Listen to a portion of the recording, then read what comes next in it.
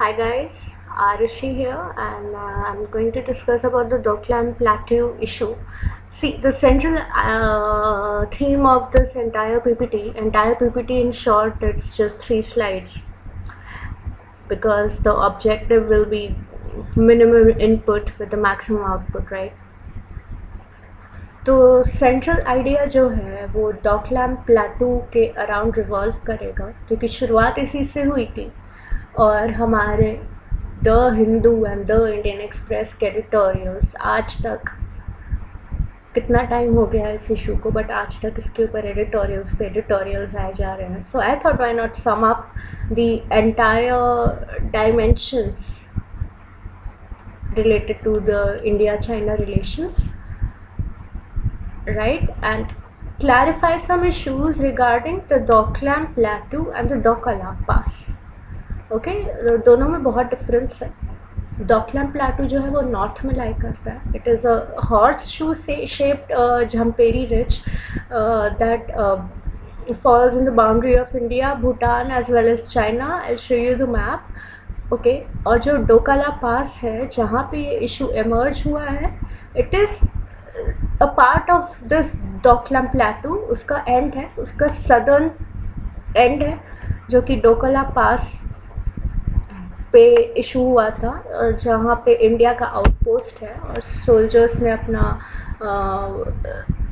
Foot hold वहाँ पे establish कर लिया था. एंड चाइना जो रोड बना रहा था उस दोकला पास, जो दोकला माउंटेन पास है, उसके बहुत ही करीब आ गया था. तो it is not exactly the Doklam plateau, but it is Dokala pass which is a part of this plateau. Let's have a look at the map.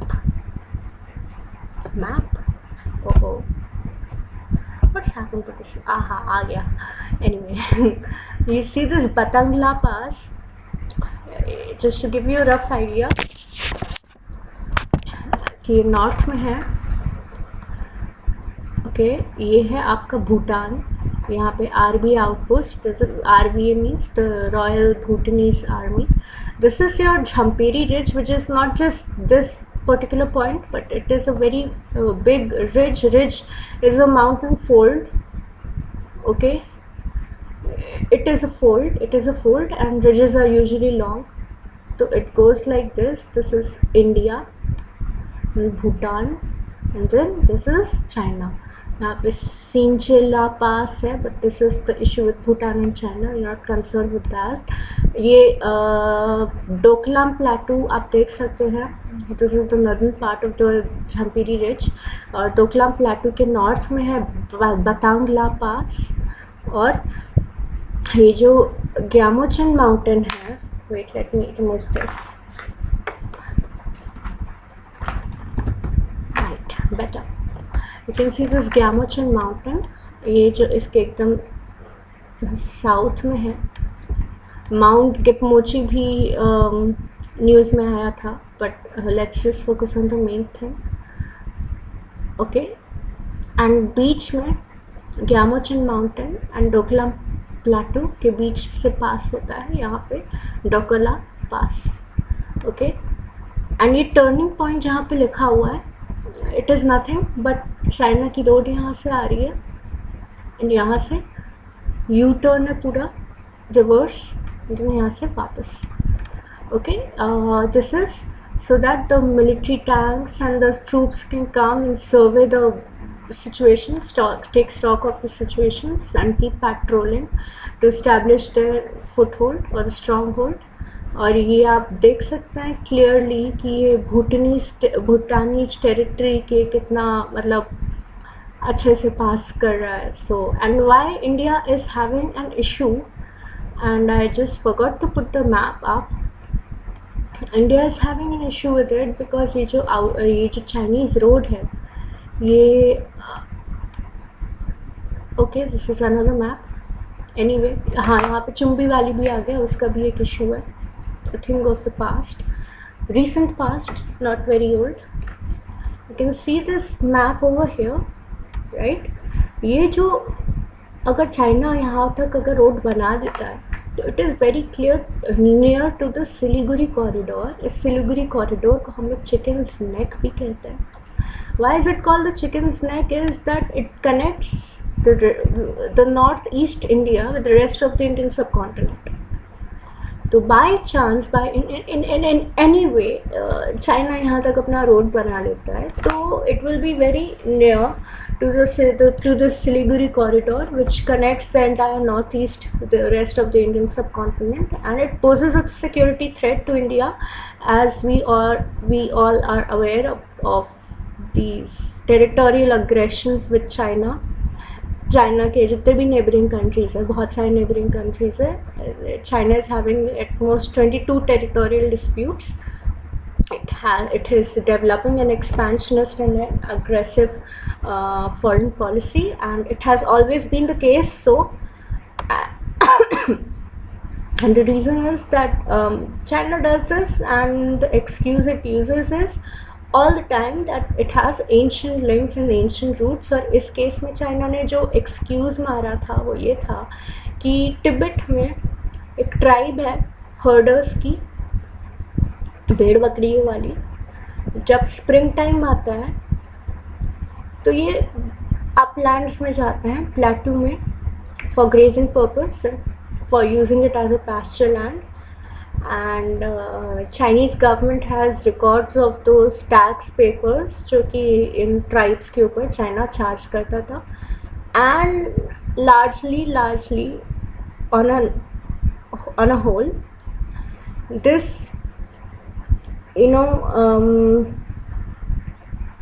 link is such a hoax because guys, it is a fact if you guys ever read ancient Indian history कि जो तिब्बत है ये हमेशा से India का ही part रहा है. Reason being, listen to the reason being कि जो टिबेटन बुद्धिज़्म है, विच इज़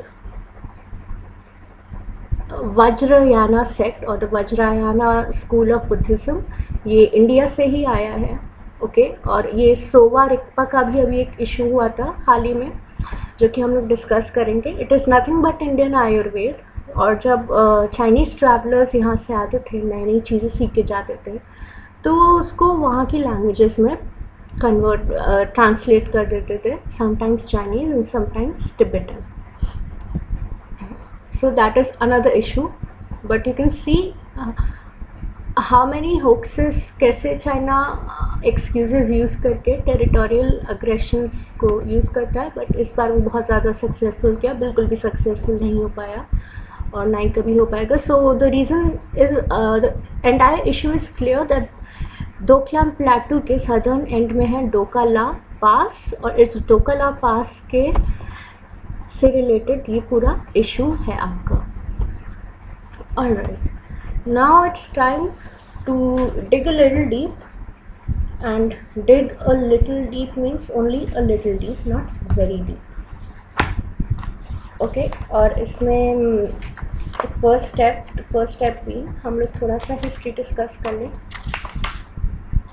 कि इंडिया और China, in the Chinese struggle, जब ब्रिटिश रूल था इंडिया पे, तो it was India who helped China to fight the British policies, oppressive policies. Britishers जो थे वो चाइनीज़ को भी बहुत ज़्यादा एक्सप्लॉइट करते थे on account of opium trades, and it was India who came out for help, and it was India only first who recognized the nationality and sovereignty of China after it gained its own independence. And इसी से related एक और issue है, एक young husband general हुआ करते थे. So he sent an army over there to capture Tibet, but he could not. So that is another issue, just for knowledge. Panchsheel agreement जो है ये इंडिया और चाइना के बीच में साइन हुआ था. हिंदी चीनी भाई भाई, ये बहुत ही ज़्यादा पॉपुलर स्लोगन था जो फेसबुक का ट्रेंडिंग वाला सेक्शन होता है आप लोगों के होम पेज पे, ये उसी टाइप का एक ट्रेंडिंग हैशटैग बन गया था, हिंदी चीनी भाई भाई। और जवाहरलाल नेहरू जी और Zhou Enlai, the then Chinese premier, they both signed this Panchsheel agreement in the year of 1954। और ये 5 एग्रीमेंट्स बहुत ही ज़्यादा एथिकल वैल्यूज़ पे बेस्ड है। कि पहला एग्रीमेंट हो गया कि हम लोग एक दूसरे की टेरिटोरियल इंटेग्रिटी एंड सॉवरेनिटी को रिस्पेक्ट देंगे, जो कि चाइना ने आज तक नहीं दिया। India is more civilised in that aspect. एक नॉन अग्रेसिव स्टैंस रखा जाएगा कि हम लोग अग्रेशन बिल्कुल शो नहीं करेंगे, जो कि चाइना ने बहुत जल्दी इस प्रॉमिस को तोड़ दिया था 1962 वॉर। एक दूसरे के इंटरनल अफेयर्स में इंटरफेयर नहीं करेंगे। वेल, डायरेक्टली तो चाइना नहीं करता है, बट इंडियन माओइस्ट्स को हथियार भिजवा के थ्रू अंडरग्राउंड रूट्स इंडिया में डिसरप्शन क्रिएट करवा के और हमारे 27 CRPF जवान्स को मरवा के, आई थिंक ये एक इनडायरेक्ट इंटरफेरेंस है। तो again it is a breach of this principle also, equality and mutual benefit. Alright, equality का तो पता नहीं, that will be seen later. जब यूनाइटेड नेशन सिक्योरिटी काउंसिल का जो परमानेंट सीट था, it was Nehru ji who advocated for the UNSC permanent seat for China, and China just leveraged that advantage. और एक बदांग कॉन्फ्रेंस भी हुआ था नॉन अलाइनमेंट मूवमेंट का, जो कि अभी उसका सिग्निफिकेंस नहीं है, बट उस समय जब स्टार्ट हुआ था तो it was the most important organisation. तो नेहरू जी ने उस वक्त भी चाइना के इंक्लूजन को एडवोकेट किया था और बहुत ज़्यादा सपोर्ट किया था। म्यूचुअल बेनिफिट, तो उसमें चाइना का इंटरेस्ट हमेशा सेल्फिश रहा है। जहाँ जहाँ चाइना ने इंडिया के साथ कोऑपरेट किया, it is also a selfish interest, also on selfish interest and nothing related to peace or harmony or South Asian unity, all those utopian ideas, sweet dreams। and trade deficit भी India का China के साथ बहुत ज़्यादा है, right. China जो है 2% Indian goods import करता है और इंडिया ना जाने कितने चाइनीज़ गुड्स इंपोर्ट करता है। So I don't know about we'll discuss, I know about the mutual benefit aspect because I'm making this video, but we'll discuss it in the trade section। And peaceful coexistence, well, more or less 1962 war के बाद कोई ऐसा बहुत बड़ा aggressive mode में तो नहीं आया है China until this Doklam issue, but ये डोकलाम प्लेटू वाला जो डोकला इशू हुआ था, इसी तरह बहुत पहले पास्ट में ना जाने कितने ऐसे इश्यूज़ हो चुके हैं। And I don't think so there is any point in recalling them, but अभी हाल ही में पैंगोंग सो लेक, जो कि आधा इंडिया में है और आधा चाइना में है, जो आपकी 3 इडियट्स मूवी थी, तो जो एकदम लास्ट वाला सीन था व्हेन जब आमिर खान को वो लोग थप्पड़ मारते हैं, वो जो लेक था, this is exactly this lake, Pangong so lake. तो आमिर खान ने थप्पड़ खाया था और यहाँ इंडिया एंड चाइनीज़ आर्मीज़ के बीच में फिस्ट फाइटिंग हो गई थी, which was kind of cute. अब तक जितने अग्रेशन हुए हैं, अब तक जितना ज़्यादा ऑफेंड किया है चाइना ने इंडिया की टेरिटरी को, तो आप अगर इसका जोग्राफी देखें, जियो पॉलिटिक्स एस्पेक्ट में अगर जाया जाए, तो हम लोग इंडिया और चाइना के बॉर्डर को 3 पार्ट्स में डिवाइड कर सकते हैं, which is western, central and eastern. Okay, western border में आ जाएगा आपका लद्दाख, एक छोटा सा हिस्सा है जिसका मैप मैं इंक्लूड करना चाहती थी बट नहीं किया because there is no point. मतलब we can discuss it later because this video is more or less a summation of the entire thing. Details can be discussed later. Okay, Pakistan ने illegally acquired territory को China को gift में दे दिया, जो कि वो India की टेरिटरी है। दूसरा आपका अस्काई चिन वाला इशू आ जाता है, जिसको चाइना ने 1962 वॉर के ऊपर अपना कब्जा जमा के बैठा हुआ है, राइट। उस अस्काई चिन प्लेट्यू पे सोडा प्लेन्स हैं, वो एक फ्लैट लैंड है, एक प्लेट्यू है, वहाँ पे भी ट्राइब्स घूमते रहते हैं यूजुअली हॉर्सेस एंड भेड़ बकरियों के साथ। So China also lays its territorial claim to that. उसका बहुत बड़ा रीज़न ये है कि ब्रिटिश और चाइना दोनों के बीच में जितने भी एग्रीमेंट्स हुए हैं, चाइना उनको नहीं मानता है। जैसे आपका मैकमोहन लाइन इशू है, ये अक्साई चिन भी बॉर्डर जो इशू आया है, this border was also drawn by British, so China refused to accept it. And same goes with McMahon line with in case of Arunachal Pradesh, जो कि ईस्टर्न बॉर्डर में आ जाता है विद चाइना। सेंट्रल बॉर्डर में ज़्यादातर अधिकतर एरिया नेपाल के पास होता है। सिक्किम जो है हमारा, वो ईस्टर्न बॉर्डर का पार्ट है। हिमाचल प्रदेश और Uttarakhand, these are kind of western central, okay.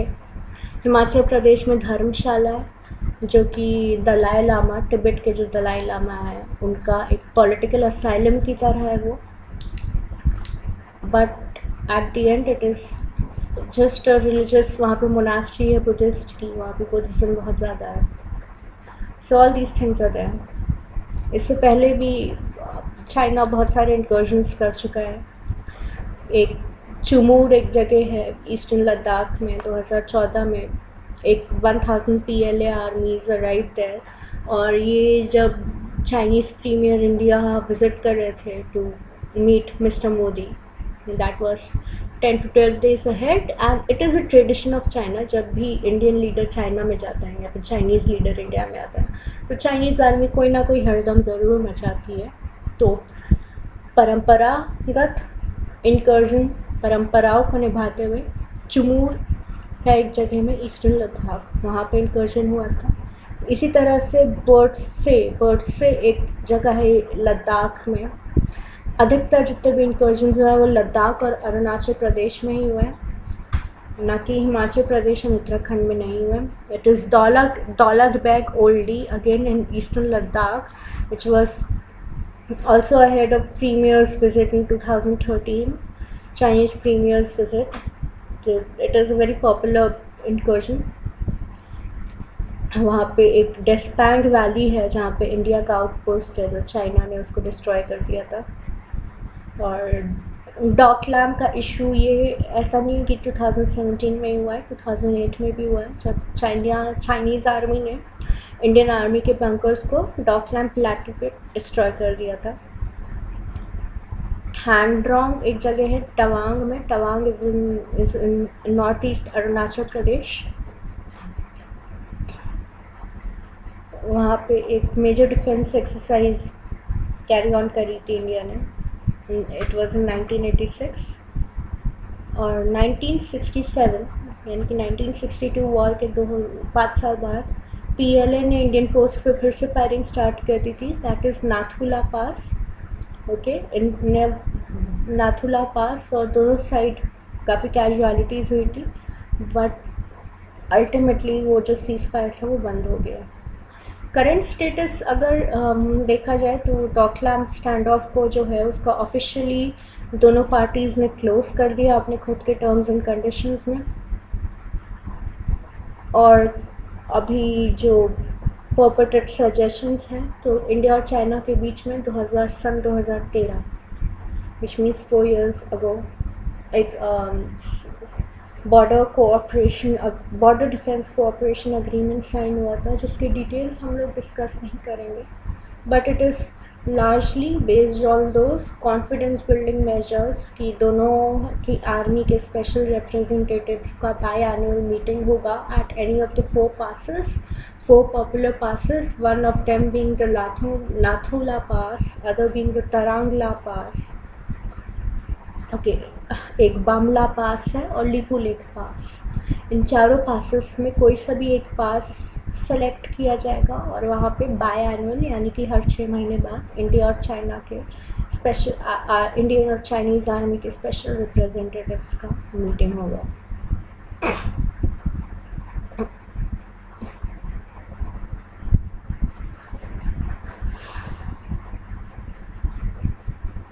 Okay, now let's come down to the legal aspect of it.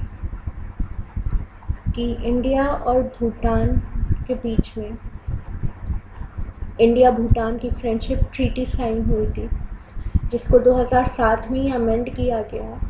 Okay, और उसके काफ़ी सारे आर्टिकल उसमें चेंज हुआ है, क्योंकि भूटान में भी ऐसे बहुत सारे लोग हैं जो चाहते हैं कि नेपाल की तरह भूटान भी एक बैलेंस्ड अप्रोच रखे टुवर्ड्स बोथ इंडिया और चाइना, और किसी भी एक कंट्री की तरफ वो ज़्यादा टिल्ट ना हो. बट भूटान ऐसा नहीं कर पाएगा, चाह के भी नहीं कर पाएगा, बिकॉज एक बार चाइना ने ऑफ़र किया था भूटान को. Now let's come back to this Chumbi valley issue. यहाँ पे चाइना जो है 2007 के आसपास, 2007 के पहले शायद या फिर बाद में, आई कांट रिमेंबर एग्जैक्टली, यहाँ पे एक डैम बना रहा था. चुंबी वैली से पास होता है एक बहुत पॉपुलर रिवर.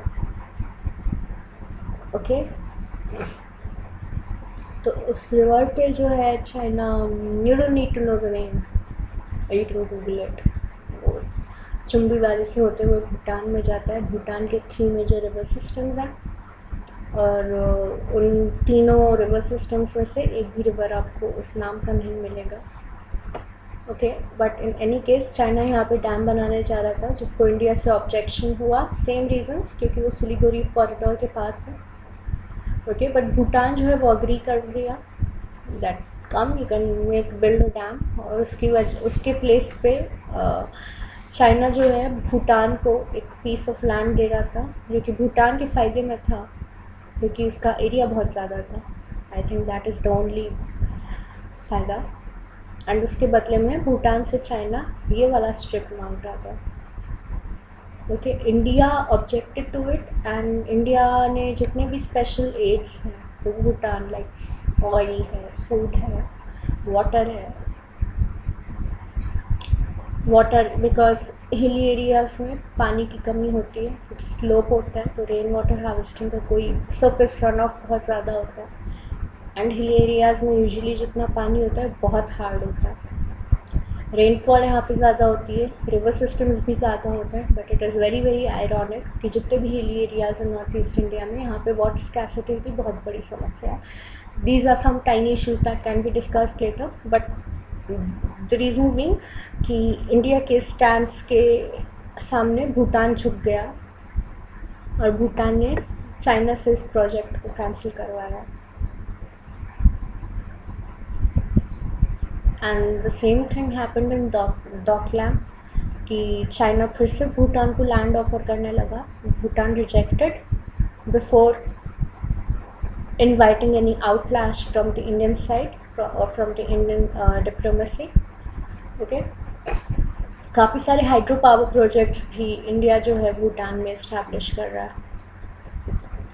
और BBIN which is Bhutan Bangladesh India Nepal corridor में भी भूटान भागीदारी है.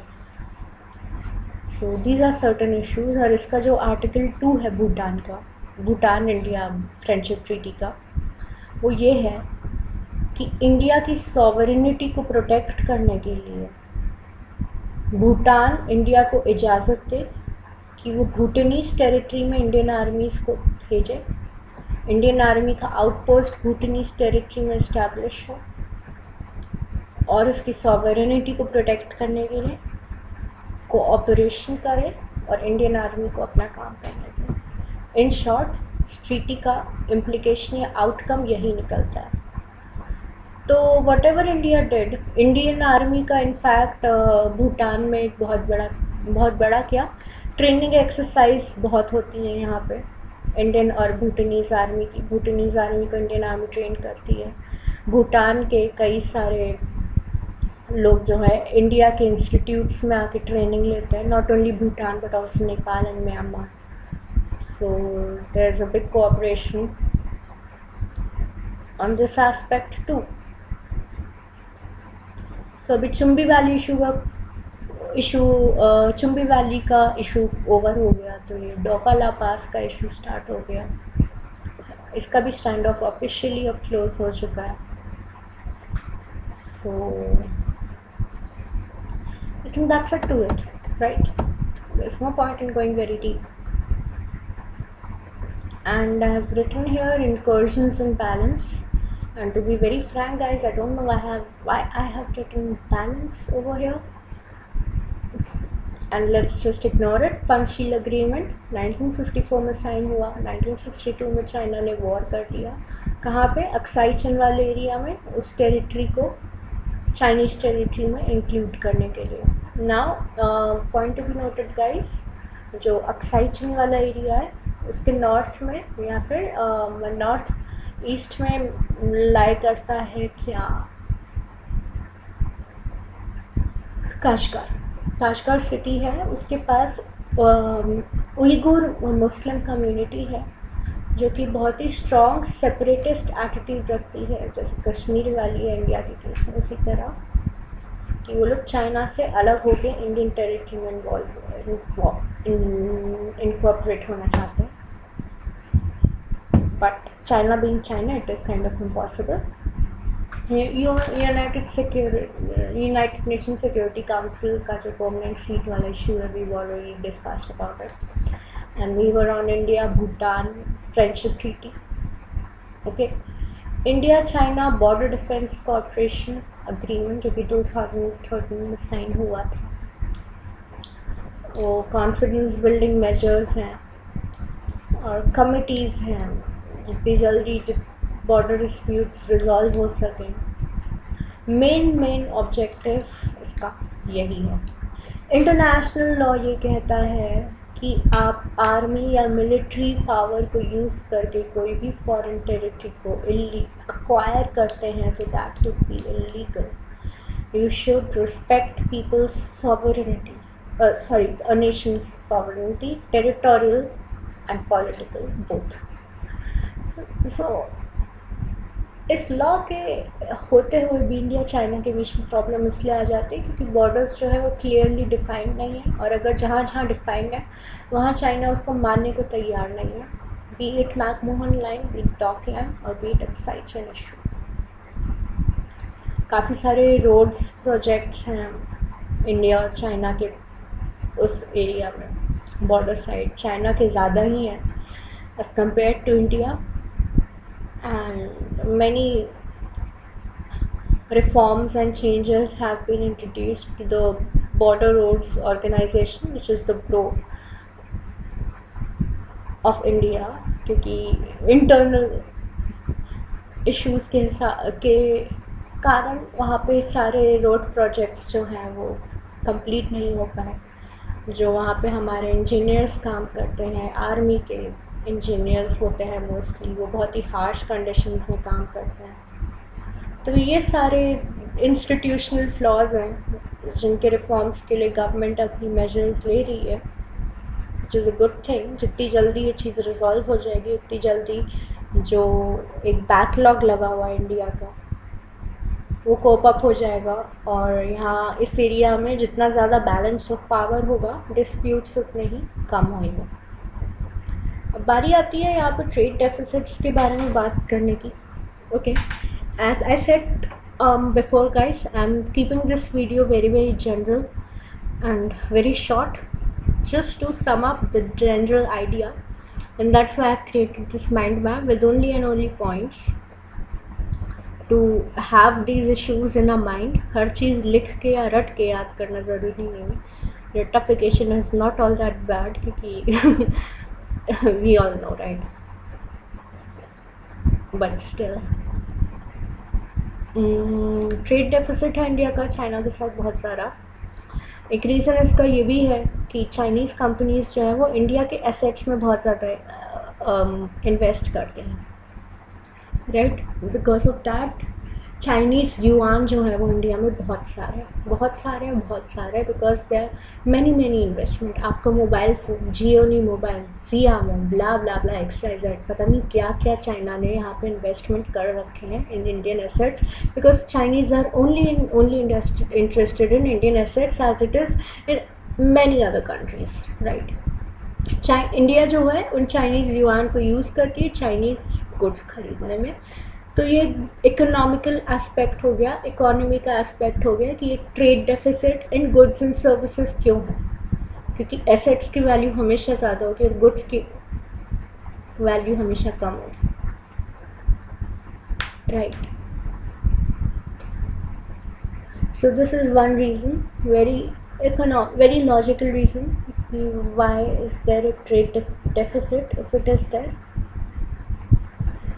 और इंडिया जो है यूजुअली चाइना को रॉ मटेरियल्स एक्सपोर्ट करता है, और इंपोर्ट क्या करता है चाइना से, इलेक्ट्रॉनिक्स, मैन्युफैक्चर्ड गुड्स एंड हाल ही में कैपिटल गुड्स ऑल्सो, क्योंकि चाइना का जो मैन्युफैक्चरिंग इंडस्ट्री है वो ओवर कैपेसिटी से सफ़र कर रहा है।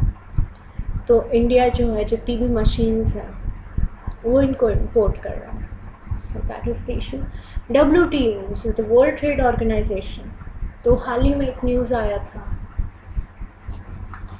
और वो न्यूज़ ये था कि चाइना और इंडिया दोनों जो है एग्रीकल्चर सब्सिडीज़ को लेके they are kind of together, right. They united on this front. एक पॉजिटिव इशू है, उतना ज़्यादा भी नहीं। जो ट्रेड डिस्टॉर्टिंग होता क्या है कि US, कनाडा और जापान जैसी जो रिच कंट्रीज़ हैं, जो डेवलप्ड कंट्रीज़ हैं, वो अपने फार्मर्स को डायरेक्ट कैश सब्सिडीज़ देती हैं, जो कि WTO कोशिश करता है उसको ज़्यादा लिमिट करने का। WTO इन सब्सिडीज़ को 3 कैटेगरीज में डिवाइड करता है, which is the amber box, blue box and green box. India जैसी डेवलपिंग कंट्रीज़ जो हैं उनको इजाज़त है सिर्फ और सिर्फ ग्रीन बॉक्स सब्सिडीज़ देने की। ग्रीन बॉक्स सब्सिडीज़ मतलब कि आप इरिगेशन पम्प्स बांटें, ट्रैक्टर्स दें, रोड्स कंस्ट्रक्ट करें, नेशनल एग्रीकल्चर मार्केट्स जैसे इंस्टीट्यूट्स को ओपन अप करें, ताकि फार्मर की इनकम बेटर हो सके। आप डायरेक्टली फार्मर्स को कैश देंगे तो वो एम्बर बॉक्स सब्सिडी में आ जाएगा और डेवलपिंग कंट्रीज़ में अलाउड नहीं है। US, कनाडा, जापान एक्सेट्रा ये लोग क्या करते हैं, डायरेक्ट कैश सब्सिडीज़ देते हैं फार्मर्स को, जिसकी वजह से फार्मर्स जो हैं ग्लोबल मार्केट में बहुत ज़्यादा सस्ते दामों पे अपना प्रोड्यूस बेचते हैं। तो उसके सामने जो इंडिया का प्रोड्यूस है, जो इंडिया का आउटपुट है, उसका कोई स्कोप नहीं रहता। ट्रेड डिस्टॉर्शन होता है because abnormally low prices. Okay, China is also an exporting hub, manufacturing है तो एग्रीकल्चर भी वो एक्सपोर्ट करता है। तो ऐसा नहीं कि इंडिया का साथ देने के लिए या फिर कोई बहुत ज़्यादा यूनिटी या भाईचारा आ रहा हो, तो इसमें भी चाइना का सेल्फिश इंटरेस्ट ही है। But let's just focus on the silver lining. अगर जॉइंटली चाइना और इंडिया अपोज कर रहे हैं तो अच्छी बात है, they are opposing. And China ने ये भी कहा है कि वो ट्रेड डेफिसिट को, इंडिया के साथ जो बहुत भारी मात्रा में ट्रेड डेफिसिट है उसको कम करने के लिए भी मेजर्स लेगा। So it is kind of fine. और अभी ब्रिक्स का मीटिंग हुआ था जियामिन में, और मोदी जी की जो डिप्लोमेसी है वो हमेशा पॉजिटिव आउटपुट्स देती है। It is always commendable, right. उसका रिज़ल्ट हमेशा पॉजिटिव निकलता है और इंडिया का भी फ़ायदा होता है। Both the countries develop an equal bargain.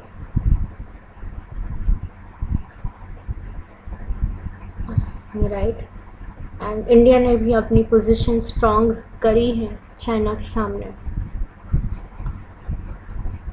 सो काफ़ी सारे की पॉइंट्स आए हैं guys. It's very late, I am very tired, I got fever और समथिंग, मुझे बुखार चढ़ गया था, और इस बुखार में मुझे चाइना का भी बुखार चढ़ गया था, बिकॉज इंडिया चाइना सुन सुन के मैं इतनी पक गई हूँ गाइस। कहीं ना कहीं तो ये ऑब्सेशन निकालना है guys, literally. You know, when you sit down in a circle with your friends to gossip, it has become that topic. आओ चलो पंचायत बैठा है, किसकी बैठक लगी है? इंडिया और चाइना की। So, but again, it is very important because bilateral relations are very, very important. We live in an open world, we live in an open economy, we live in a global world, जहाँ पे हर एक छोटी से छोटी और बड़ी से बड़ी कंट्री के साथ हमारे बायलैटरल रिलेशंस मैटर करते हैं, even if it is north Korea. पागल देश है वो, नाचता रहता है यूएसए के सर पे। इंडिया के रिलेशंस थैंकफुली उसके साथ थोड़े से कॉर्डियल है, because we do not want a crazy nation dancing on our head, quote and coat.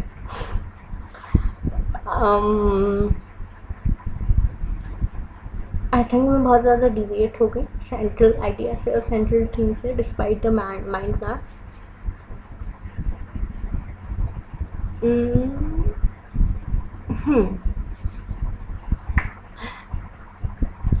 Okay, Chinese projects and territorial disputes.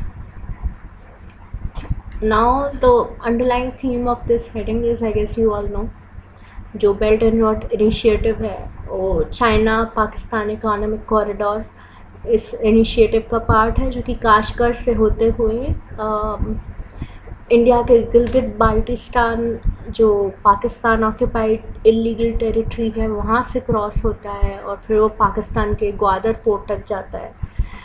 और ये इंडिया के सिक्योरिटी पे बहुत बड़ा थ्रेट है, सॉवरेन इशू है, क्योंकि अगर चाइना ने वहाँ से रोड कंस्ट्रक्ट कर लिया and by any chance China blocks it, तो इंडिया का जो सेंट्रल एशिया के साथ जो कनेक्टिविटी का जितना भी स्कोप है, जितना भी रूट है, वो ख़त्म हो जाएगा। ख़त्म क्या हो जाएगा, मतलब बहुत डिफ़िकल्ट हो जाएगा, right. Central Asia is resourcefully very very important, because central Asia में कितने सारे एनर्जी रिलेटेड रिजर्व्स हैं, भी natural gas and oil reserves, कितने सारे मिनरल्स हैं, इम्पॉर्टेंट मिनरल्स, मैंगनीज जैसी चीज़ जो कि सिर्फ ओशन के बेसन में पाई जाती है। It is found in Turkmenistan because of its unique geography, Himalaya का formation and all these things. जब टेथस सी अपलिफ्ट हुआ था एंड हिमालयस फॉर्म हुए थे, तो काफ़ी सारे ओशनिक जो जियोसिंक्लाइन मटेरियल होता है वो भी अपलिफ्ट हुआ था, तो that is why maybe manganese is found there, which is very important, and also many other such minerals. ये तो एक छोटा सा एग्जाम्पल था। काफ़ी सारी गैस की पाइपलाइंस जो हैं वो आ सकती हैं इंडिया में, so all these issues are there. So even in this BRICS meeting, जो कि अभी करंट स्टेटस पे हम लोग आ रहे हैं, जो अभी ब्रिक्स का मीटिंग हुआ था, तो चाइना का काफ़ी कोऑपरेशन दिखा है, which is not new. China ने इंटरनेशनल प्लेटफॉर्म्स में हमेशा एक फ्रेंडली फेस शो किया है, एंड रियलिटी में हमेशा बैक स्टैबिंग ही करी है। Let's hope it does not happen again.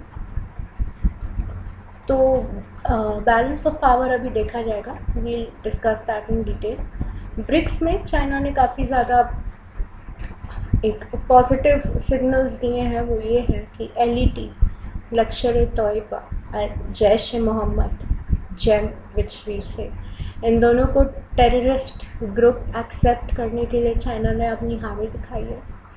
जो बेल्ट एंड रोड इनिशिएटिव है, जो कि इंडिया के एक सॉवरेनिटी को क्वेश्चन करता है,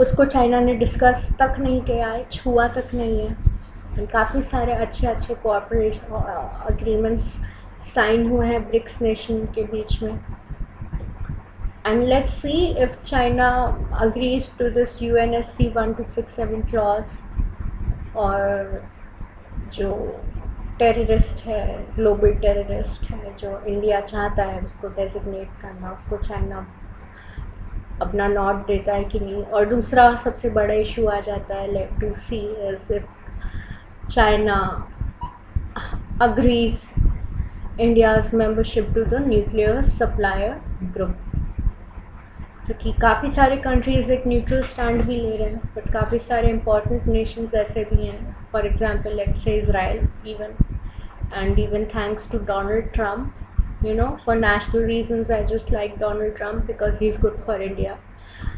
No personal biases over here. तो इंडिया के एनएसडी में जाने के चांसेस थोड़े से बढ़े हैं। मोदी जी ने उसके ऊपर बहुत मेहनत करी, लेट्स सी आउटकम क्या निकलता है।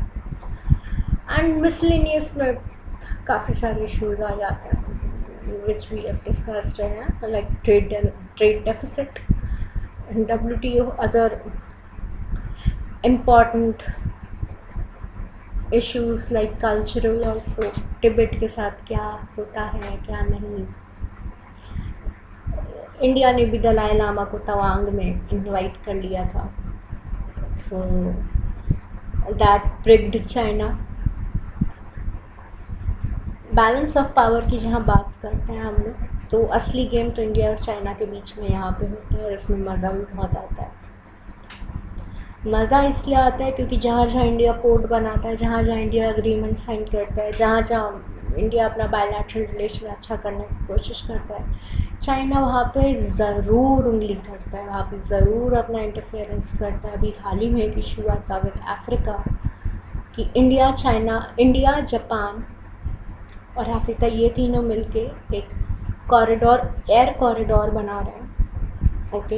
एंड चाइना जो है अफ्रीका को प्रेशराइज कर रहा है उस प्रोजेक्ट को होल्ड करने की, so that it could be included in BRICS platform. अगर वो ब्रिक्स में आ जाता है तो इंडिया का स्ट्रॉन्ग होल्ड उस प्रोजेक्ट से ख़त्म हो जाएगा और चाइना डोमिनेंट हो जाएगा वहाँ पर,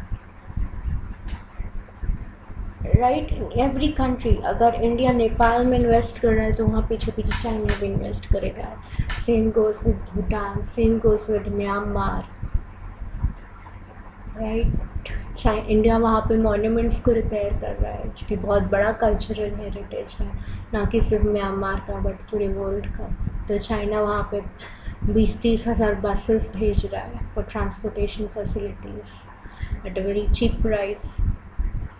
And also some flaws of Myanmar President Aung San Suu Kyi. Aung San Suu Kyi. It's spelled as K-Y-I, but it is pronounced as Chi. Okay, and be it in Sri Lanka also, Hambonta port जो है बहुत ज़्यादा internal protest हो रहा है because Sri Lankan population do not want Sri Lanka to give that land to China, and China is continuously pressuring Sri Lanka to buy that part. And China again is saying कि उसका कोई military या strategic concept नहीं, it is only for commercial purpose, but that is often a lie. And same goes with Djibouti port, जो कि China ने वहाँ पे establish किया है to check those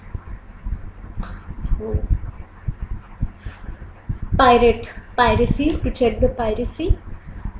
India China जो है अफ्रीका में भी काफ़ी सारे इन्वेस्टमेंट्स किए बैठा है। एंड जिबाउती एक ऐसी जगह है जहाँ पे यूएसए का भी एक मिलिट्री बेस है, so we still don't know if it is a military base, what it is, if it is to take stock of the situation, what it is, it does not know, we do not know, and it is situated right at the Horn of Africa.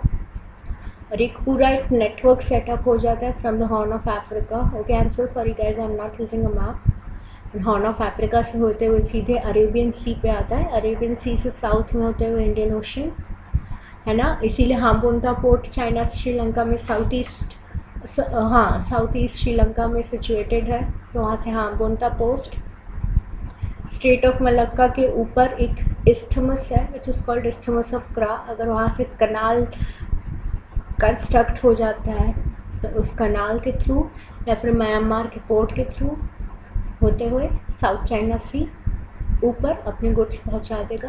But it is not goods, but it is for defense tankers and oil and gas. Guys, I will definitely include the map in the comment. इसका map तो बहुत ही important है.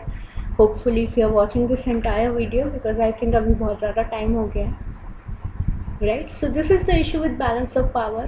China हमेशा manufacture में invest करता है, environment को degrade करता है, लेबर लॉज बहुत एक्सप्लॉइट करता है. चाइना अपना गुडविल लिमिट, इंडिया अपना गुडविल लिमिट स्टैब्लिश करता है. इसका सबसे बड़ा एग्जाम्पल, सबसे चमकता एग्जाम्पल है अफ्रीका, जिसमें इंडिया को प्राउड होने का रीज़न है और चाइना को एम्बैरस होने का रीज़न है. बिकॉज इंडिया अफ्रीका में एजुकेशनल इंस्टीट्यूट सेटअप करता है,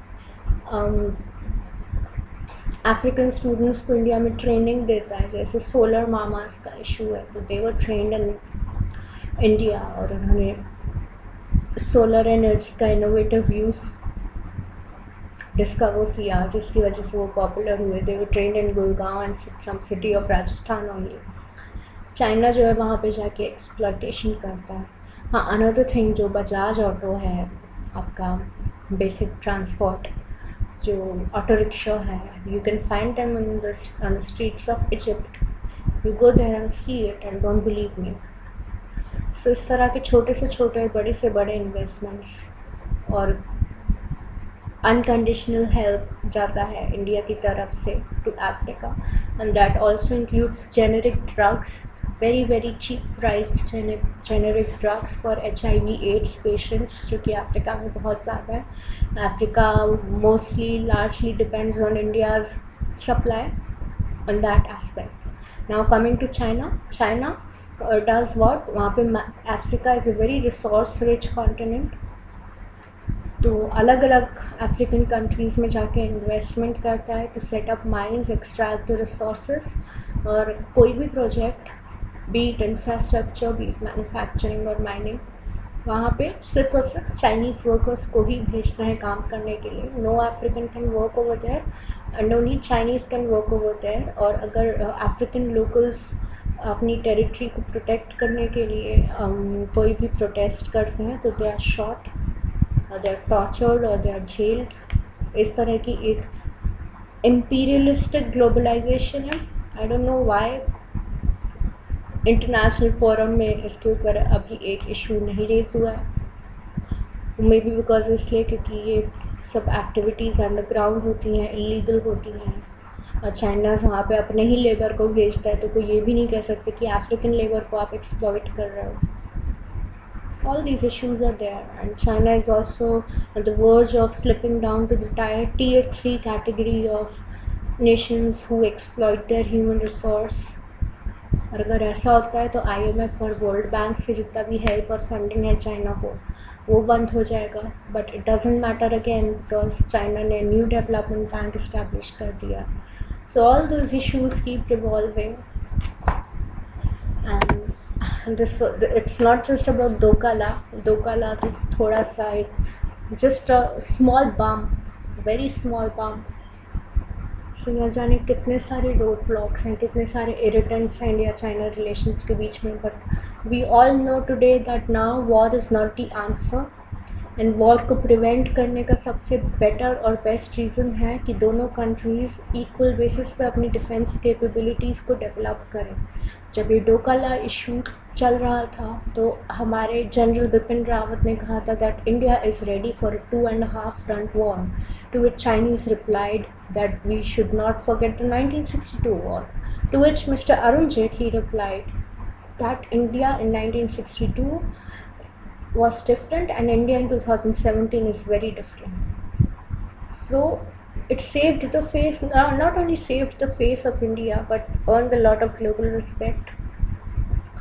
But internally अगर देखा जाए तो India should work very hard to upgrade its defense capabilities. अगर इंडिया अपने डिफेंस सेक्टर में आगे बढ़ता है, अपनी कैपेबिलिटीज़ को एनहांस और इम्प्रूव करता है, तो वॉर की सिचुएशन मिनिमाइज़ होती जाती है. दोनों पावर्स जो है इक्वल बार्गेन और एक इक्वल फिटिंग पे आते हैं. And it is the doctrine of Indian Army, guys, and it is a quote: if you want war, if you want peace, if a person want peace, then he should always and always be ready for war, right? Yeah. Because it is only the most powerful person who can be the most peaceful. कमज़ोर लोग शोर मचाना चाहता है, जैसे China मचाते हैं. कमज़ोर लोग एजिटेशन या अग्रेसिव स्टैंड्स लेते हैं. If you are very very powerful, you are the most peaceful. It is very true in the defense sector of not only bilateral relations but international relations. Look at North Korea and USA. दोनों अगर अपनी nuclear capabilities को develop करते हैं, सिर्फ और सिर्फ तभी न्यूक्लियर वॉर को प्रिवेंट किया जा सकता है गाइस. न्यूक्लियर वेपन्स को बैन जिस दिन कर दिया, उस दिन ये गारंटी है कि कोई ना कोई कंट्री न्यूक्लियर वेपन्स स्टोर करके रखी होगी और एक न्यूक्लियर वॉर डेफिनेटली हो जाएगा. So these are some very deep aspects of global relations, bilateral relations. I hope you guys liked watching this video. It might have not been that good on account of my bad health. I will definitely try to do it better next time. Thank you so much for watching.